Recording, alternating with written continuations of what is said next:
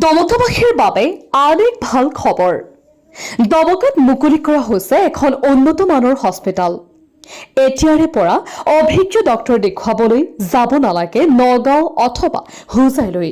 সকলো বিভাগৰ ডক্টৰে চিকিৎসা আগবঢ়াব হস্পিটেলখনত। দমকাৰ কাঞ্চি বজাৰত মুকলি কৰা হৈছে এই অত্যাধুনিক হস্পিটেলখন। দমকাৰ কাঞ্চি বজাৰৰ পৰা দমকালৈ যোৱা ৰাস্তাৰ সোঁফালে নতুনকৈ মুকলি কৰা MC ডাউনটাউন নামেৰে এই হস্পিটেলখন। হস্পিটেলখনত ৰোগীসকলৰ বাবে 24 ঘণ্টা সেৱা উপলব্ধ আছে।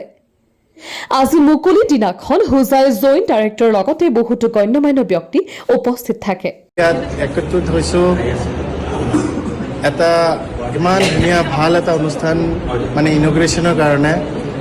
তো আশা কৰিছোঁ যে আমি আপোনালোকক যিমানখিনি আমি ভাবি থৈছোঁ যে ছাৰ্ভিচ দিব পাৰোঁ সেইখিনিৰ কাৰণে আমি আগুৱাই আহিছোঁ। তো সেইটো কাৰণে আপোনালোকৰ ছাপৰ্ট লাগিব, আপোনালোকৰ মৰম লাগিব।